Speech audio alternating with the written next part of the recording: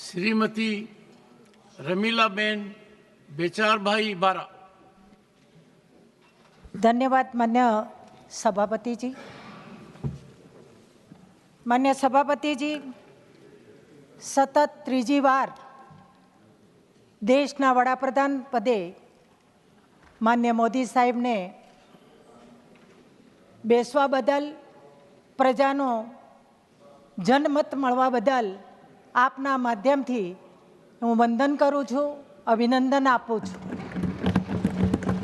એટલું જ નહીં માન્ય સભાપતિજી, 140 ભારતવાસીઓના જનવિશ્વાસ જીતનારું અમારા વિત્ત મંત્રીજી, અમારા મહિલાઓનું ગૌરવ, માન્ય વિત્ત મંત્રીજીને આપના માધ્યમથી હું વંદન કરું છું, અભિનંદન આપું છું। આ બિલ ગરીબો માટેનું છે, આ બિલ ખેડૂતોને બળ આપનારું છે, આ બિલ મહિલાઓને સામર્થ્ય, સશક્તિકરણ કરનારું, તાકાત આપનારું છે અને યુવાઓને રોજગારીની આકાંક્ષાઓ પૂરું પાડનારું આ બિલ છે। માન્ય સભાપતિજી, આ સમાવેશી બિલ વિકસિત ભારતની સંકલ્પને તાકાત આપનારું, સામર્થ્ય આપનારું બિલ છે। એક રોડ મેપ તરીકે ઉભરી આવનારું આ બિલ છે। માન્ય સભાપતિજી, મને કહેતા આનંદ પણ થાય અને દુઃખ પણ થાય। આ બજેટની ચર્ચા હોય કે બીજી બાબત હોય, હું પક્ષને,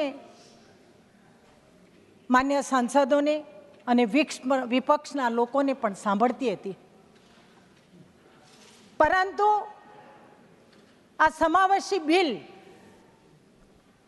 વિપક્ષોને પણ કહેવું છે, આ સમાવેશી બિલ છે, આવકારદાયક બિલ છે, પણ એમને પણ મજબૂરી છે। માન્ય સભાપતિજી,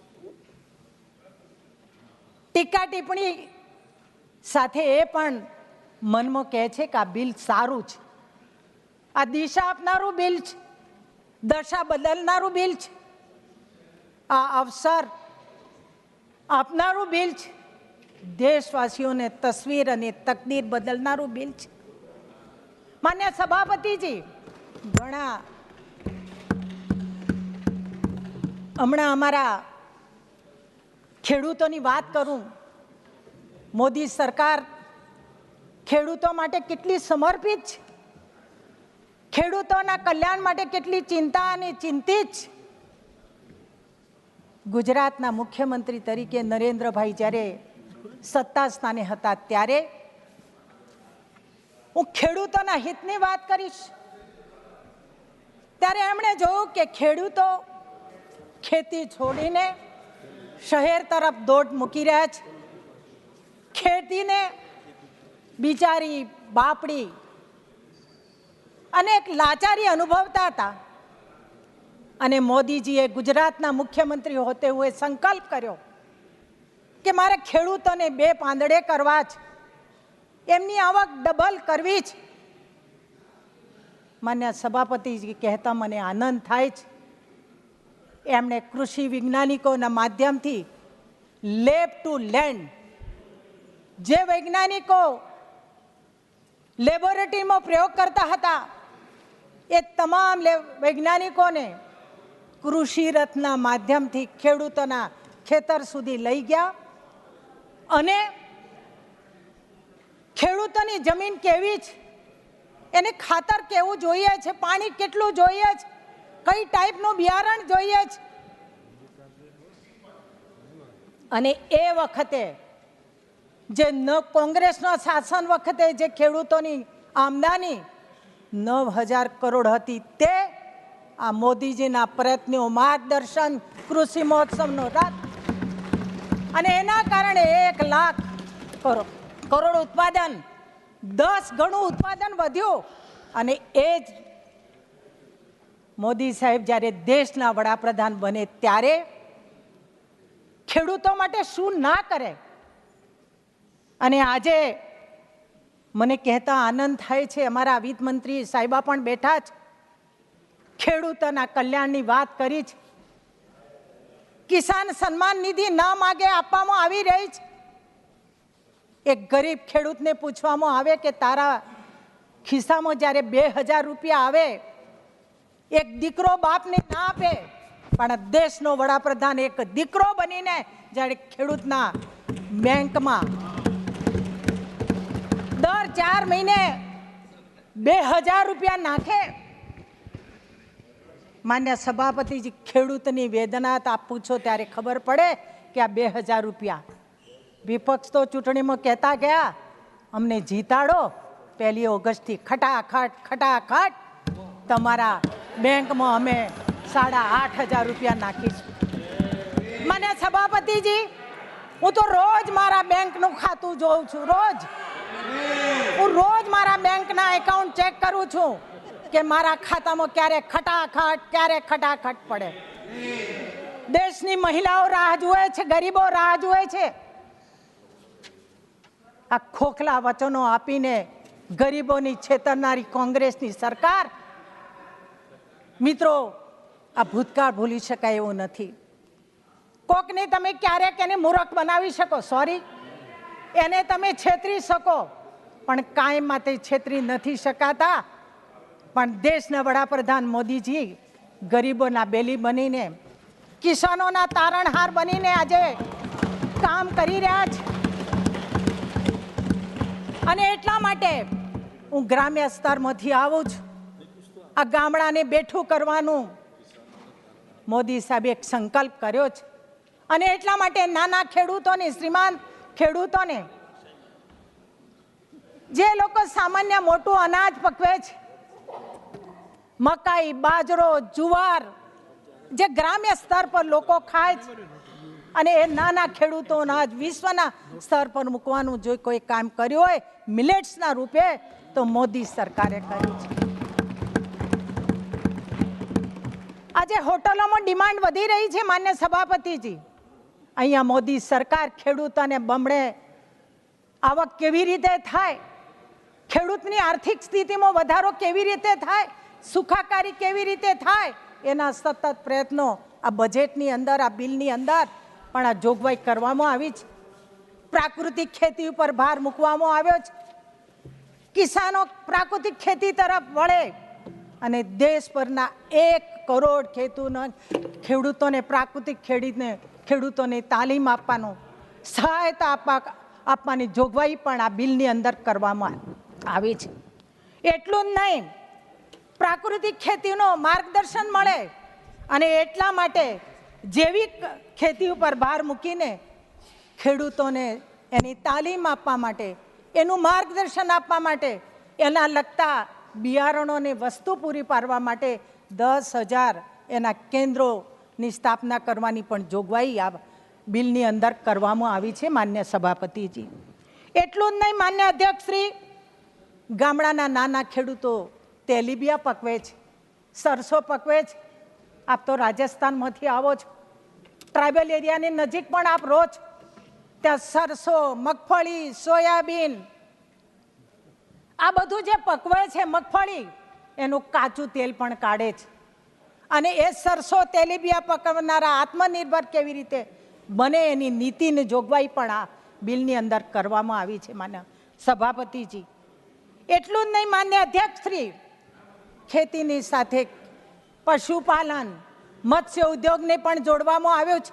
અને એ બધું જોડીને ખેડૂત કેવી રીતે આગળ વધે એની જોગવાઈ પણ આ બિલની અંદર કરવામાં આવી છે.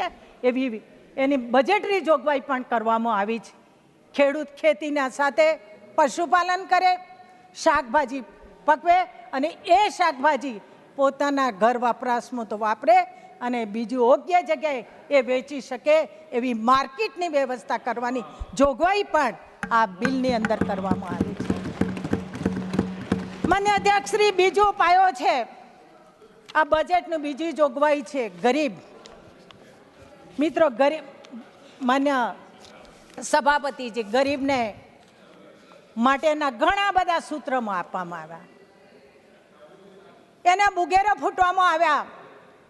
ગરીબી હટાવો, સાચા અર્થમાં ગરીબી હટી ખરી. આ દેશની આઝાદી થઈ, ગરીબોનો ઉપયોગ માત્ર ને માત્ર વોટ બેંક તરીકે કર્યો. એમાં આદિવાસી, દલિત અને ઓબીસી સમાજનો એક વોટ બેંક તરીકે ઉપયોગ કર્યો. પણ સાચા અર્થમાં ગરીબી મટે, ગરીબીમાંથી ગરીબ બહાર આવે એવા પ્રયત્નો કર્યા ખરા. અને મને આજે આ ઐતિહાસિક સદનમાં કહેતા આનંદ થાય છે, દેશના વડાપ્રધાન નરેન્દ્રભાઈ એક ગરીબના તારણહાર તરીકે એક બેલી બનીને ગરીબોના વારે આવ્યા. જે બેંકના દરવાજા સુધી કદી ગરીબ ડોક્યુ નહોતો કરી શકતો, એવા કરોડો લોકોના બેંક સુધી પહોંચાડવાનો. એટલું જ નહીં, ડીબીટીના માધ્યમથી એ બેંકનો કસ્ટમર પણ બન્યો, પ્રત્યક્ષ રીતે બેંકનો વ્યવહારો કરવા માંડ્યો. આ વાત ગરીબોને જો કોઈ કરાવી હોય તો મોદી સરકારે કરાવી. માન્ય સભાપતિજી, ગરીબ માટે મકાન, ચોમાસાની અંદર ગરીબનું છત ના હોય, ઉપર આસમાન હોય, નીચે ધરતી હોય, એક બિચારી બાપડી માં એના બાળકો લઈને કેવી રીતે રાત ગુજારે, અને એવી ચિંતા આજ સુધી કોઈએ ના કરી. ગરીબ કેવી રીતે છત વગર રહે છે, જોગી ઝૂંપડીવાળાને પૂછ્યું કરું કોઈએ? પણ દેશના વડાપ્રધાન 2014માં આ સંસદના એક મુખિયા તરીકે આવ્યા, એક નેતા તરીકે આવ્યા, વડાપ્રધાન તરીકે બેઠા, અને જેણે ગરીબાઈ જોઈ છે, જેણે ગરીબ શું છે એની વ્યાખ્યા પણ જોઈ છે, અને જેણે આવા છત નીચે જિંદગી ગુજારી છે, એવા દેશના વડાપ્રધાને સૌથી પહેલા ગરીબને છત આપવાનું શરૂ કર્યું. અને મને કહેતા આનંદ થાય છે, 4 કરોડથી વધારે ગરીબોને મકાન એક પિતા બને. મોદી સરકાર ત્યાં અટકી નથી, એમને નક્કી કર્યું છે હજી પણ મારે કોઈ ગરીબ છત વગરનું ના રહે, એ મારે છત આપવાની છે. અને આવનારા દિવસોમાં 3 કરોડ મકાન આપવાની જોગવાઈ પણ આ બિલમાં કરવામાં આવી છે. માન્ય સભાપતિજી, આ બિલની અંદર મહિલાની સશક્તિકરણની વાત પણ કરવામાં આવી છે. મહિલાઓની વાત કરવામાં આવી. ભૂતકાળમાં વડાપ્રધાન તરીકે એક મહિલા પણ હતા, અને ત્યારબાદ મનમોહન સિંહના સરકારમાં પણ એક મહિલા સર્વેપરા હતા. પણ મહિલાઓ માટે એમણે કશું જ ના કર્યું. મહિલા સશક્ત બને, સર્વોપરી બને, સમોવડી બને એવું મહિલા માટે કંઈ જ ના કર્યું. પણ દેશના વડાપ્રધાન જ્યારે ગુજરાતના મુખ્યમંત્રી હતા ત્યારે એક દીકરી ભણે, દીકરી ભણશે તો 7 પેઢીઓનું કલ્યાણ થશે, બાપનું નામ રોશન કરશે, અને સાથે સાથે આવનારી પેઢીનું નામ ઉજાગર કરશે. ખુદ મુખ્યમંત્રી તરીકે મોદી સાહેબ કન્યા કેળવણી રથ લઈને નીકળ્યા, અને એમણે કીધું કે હું તમારી વચ્ચે ભિક્ષા માગવા આવ્યો છું. અને ભિક્ષામાં શું માગ્યું? મુझे रुपया नहीं चाहिए, मुझे कुछ नहीं चाहिए, सिर्फ आपकी बेटी पढ़ाओ. ગુજરાતના મુખ્યમંત્રી તરીકે દીકરી ભણાવવા વાત લઈને નીકળ્યા.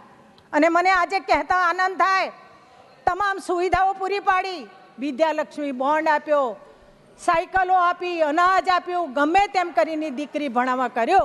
આજે ગુજરાતની દીકરીઓમાં શિક્ષણ મોખરે છે. મોદી સાહેબ ત્યાં અટક્યા નહીં. દેશના વડાપ્રધાન બને, સમગ્ર દેશની અંદર મહિલા સશક્તિકરણ બને, દીકરીઓ ભણે, દીકરીઓને બચાવવામાં આવે, સમાજમાં સન્માન મળે. એટલું જ નહીં, આ ગૌરવવંતા સંસદમાં નારી અધિનિયમ પણ પસાર કરવામાં આવે. આ સશક્ત કરવાનું કામ દેશના વડાપ્રધાન મોદી સાહેબે કર્યું છે. એટલું જ નહીં, આ બિલની અંદર વર્કિંગ વુમન હોસ્ટેલ બનાવવામાં આવશે, બધું એની જોગવાઈ પણ કરવામાં આવી છે. સાથે સાથે બહેનની સાથે એને સાથે આવતા નાના બાળકને રાખવા માટે શિશુગૃહની જોગવાઈ પણ કરવાની અહીંયા કરવામાં આવી છે. ને એટલા માટે હું નાણામંત્રી એક મહિલા જ, મહિલાઓની વેદનીને ઉજાગર કરતું આ બિલ છે. એટલે નિર્મલાજીને પણ હું કોટી કોટી વંદન કરું છું, અભિનંદન આપું છું. માન્ય સભાપતિજી, ગ્રામ વિકાસ ઉપર ખૂબ ભાર મૂક્યો છે. દેશના વડાપ્રધાન ગરીબોના સમર્પિત છે, એ દર્દીઓના કેટલા સમર્પિત છે. માન્ય સભાપતિજી, દેશની અંદર અતિ પછાત લોકો રહે છે. હું જે વિસ્તાર ગુજરાતમાંથી આવું છું, માન્ય સભાપતિજી, એ વિસ્તારમાં માત્ર 128 પરિવારો રહે છે.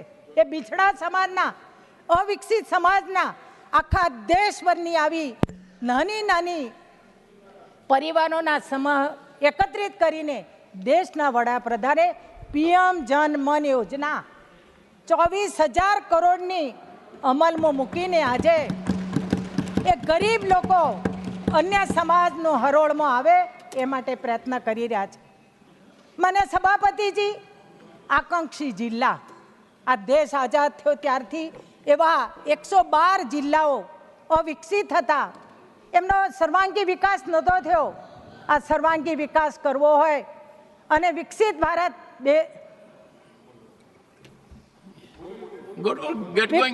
વિકસિત ભારત મોડલ રોલ બનાવવાનું હોય તો દેશના વડાપ્રધાને વિકસિત ભારત આકાંક્ષી જિલ્લા તરીકે જોડીને 112 જિલ્લાને વિકાસ કરવાનું બીડું ઝડપ્યું અને આ બજેટની અંદર 63,000 ગામડાનું ચયન કર્યું છે. અને 63,000 ગામડા અને મોટે ભાગે આદિવાસી લોકો વસે છે. અને એ આદિવાસી લોકોને લગભગ 5 કરોડ પરિવારોને, જનજાતિઓને આવરીને આદિવાસીઓનો વિકાસ થાય, આ જોગવાઈ કરવામાં આવી છે. અને એટલા માટે આ બિલથી આદિવાસીઓ ખુશ છે, આદિવાસી યુવાનો, આદિવાસી સમાજ પણ ખૂબ આ બિલની અંદર ખુશ. માન્ય સભાપતિજી, યુવાનોને આગળ વધારતું આ બિલ છે. અહીંયા પ્રધાનમંત્રી કૌશલ વિકાસ પ્રશિક્ષણ ઉપર ખૂબ ભાર મૂકવામાં આવ્યો છે અને લગભગ 4 કરોડથી વધારે યુવાનોને 5 વર્ષની અંદર પ્રશિક્ષિત કરવા અને પ્રશિક્ષિત કરીને એમને રોજગારી પૂરી પાડવાની, અને રોજગારી કરીને એટલું જ નહીં, એમને યોગ્ય જગ્યાએ એમને પસંદગીનો રોજગાર મળી રહે એવી જોગવાઈ પણ, તાલીમ આપવાની બાબત પણ આ બિલની અંદર કરવામાં આવી છે. માન્ય સભાપતિજી, આ સમગ્ર બિલ આમ કહેવામાં આવે ને એક દિશા આપનારું બિલ છે, દેશની કાયાપલટ કરનારું બિલ છે.